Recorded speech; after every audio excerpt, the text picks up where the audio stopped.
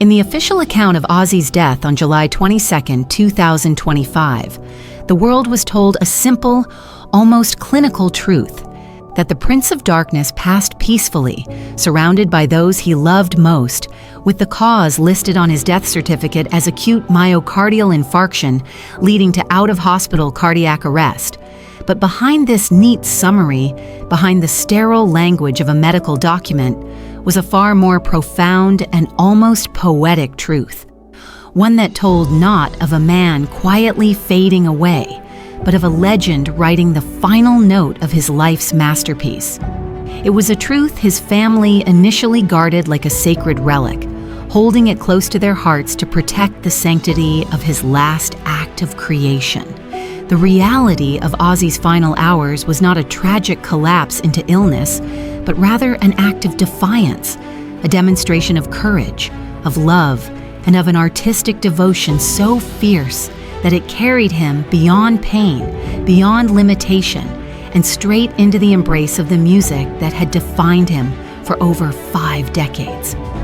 In the early hours of that final day, despite the tremors, stiffness, and fatigue of his advanced Parkinson's disease, Ozzy made a decision that would etch his last day into the annals of rock history. He would complete one final work, a musical gift he had been building in secret for months, a parting message for his family, his fans, and for the very world that had shaped him. Security footage from the Osbourne estate, later shown only to a small circle of trusted friends and collaborators, captured a frail yet determined figure, moving with deliberate purpose toward his specially outfitted studio. This was not a man resigned to his fate. This was a man possessed by a calling. For weeks, Ozzy had been experiencing what he described to Sharon as musical clarity episodes, mysterious bursts when the fog of his Parkinson's would lift, his hands would steady, his voice would strengthen, and his mind would sharpen into the same creative precision that had fueled the great works of his youth. It was as if the universe, in its final act of generosity, had decided to grant him a last stretch of unbroken creative power, and he knew he had to seize it before it slipped away forever. Sharon later confided to a close friend that Ozzy told her the music was calling him home, not death, but music itself, as though melodies and harmonies from another realm were beckoning him, new and unearthly sounds that he had to capture before they faded into the ether. "It's like a gift," he had told her. "I don't know how long it will last, so I have to get it down before it's gone." And so, he worked, using adaptive technology designed to bypass the physical betrayals of his illness, crafting what would come to be known as the Farewell Symphony, a 47-minute orchestral and rock fusion piece unlike anything he had ever made before. It was vast in scope, a sweeping autobiography told through riffs, symphonic swells, and whispered messages to those he loved, woven seamlessly into the music itself. Those few who have heard it, musicians, family, and collaborators, describe it as his most emotionally powerful, innovative, and fearless creation. A piece that not only spanned the full range of his career, from Black Sabbath's dark power to the melodic sophistication of his solo work, but also opened entirely new musical territories that proved he was still evolving, still reaching, even at the edge of life. Dr. Michael Harrison, a renowned music therapist who worked with Ozzy in his final months, called it a revolutionary breakthrough, not just musically, but technologically. Using a combination of eye-tracking software, advanced voice recognition, and a network of musical interfaces that could translate his smallest intentional movements into notes, chords, and rhythms, Ozzy built complex arrangements in perfect precision, even on days when his hands couldn't hold a pick. The piece was more than music. It was a living document of his spirit. His voice messages to Sharon, Kelly, and Jack, layered like hidden treasures inside the score, personal confessions that also carried a universal resonance about love, mortality, and the defiant joy of creating in the face of decline. Tony Iommi, his lifelong brother-in-arms from Black Sabbath, was one of the few who knew what was unfolding in that secret studio. "It's a sonic autobiography," Tony would later say. "It's his life, from Birmingham to the biggest stages in the world. It's all there. And it's more than that. It's proof that the human spirit can make beauty even when the body is breaking." The truth was, Ozzy's body was paying a price for this creation.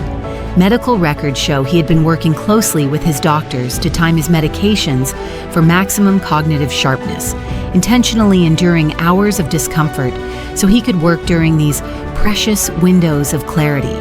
He chose creativity over comfort, knowing it might shorten his time, but determined that his last gift to the world would be worth the cost. "He understood exactly what he was doing," said Dr. Jennifer Walsh, one of his physicians. "He was willing to trade days of pain for hours of music."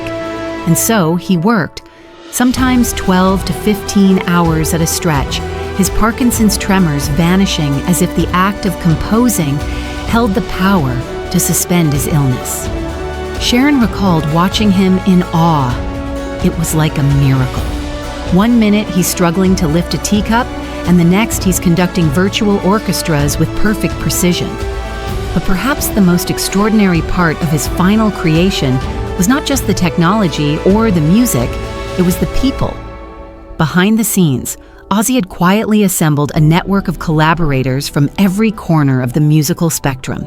The London Symphony Orchestra, young hip-hop producers, jazz greats from New York, country players from Nashville, veteran metalheads from across the globe, even experimental electronic artists barely old enough to remember his earliest hits. Each was sworn to secrecy, working remotely through secure connections, sending their contributions to be woven into the fabric of the farewell symphony. It was like a musical United Nations, said classical violinist Elena Vasquez. Generations, genres, cultures, everyone was there for him. This was Ozzy's last grand collaboration, not just a song, but a celebration of every relationship, every influence, every shared stage in his career. And as the music grew, so too did the transformation within him. In his final months, those close to him noticed a profound spiritual awakening, a peace that seemed to radiate from him. Kelly described the music as the most uplifting thing her father had ever made.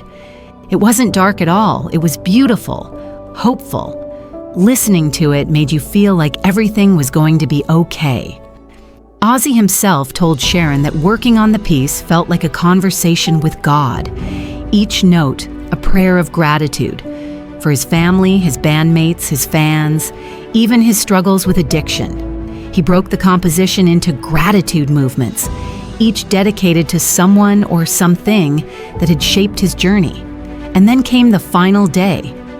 Witnesses say he was in his studio, surrounded by the equipment and interfaces that had become extensions of his mind, making the last fine adjustments to the piece. Maria Santos, a medical assistant present, recalled that he was laughing, genuinely, joyfully, because he had finally perfected a passage he'd been chasing for weeks. His last words were, "Listen to this. It's exactly right. This is perfect." He played it, smiled with complete satisfaction, and in that moment his heart gave out.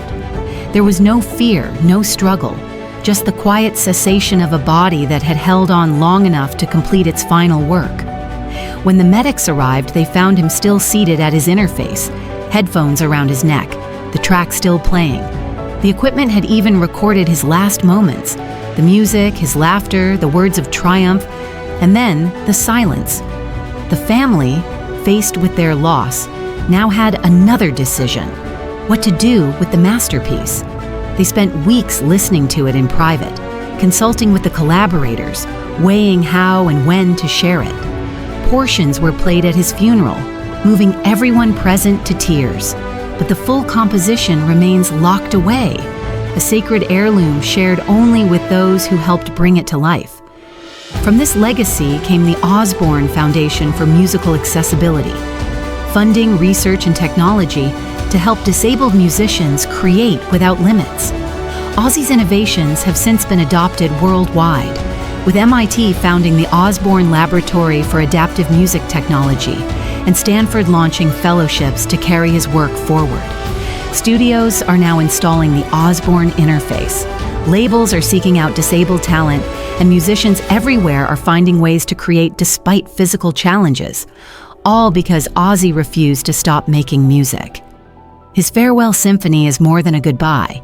It is a bridge to the future, even including a future movement in which he envisioned the artists and technologies yet to come, a part of the piece designed to keep evolving through AI and biometric interaction so that it literally changes with each listener.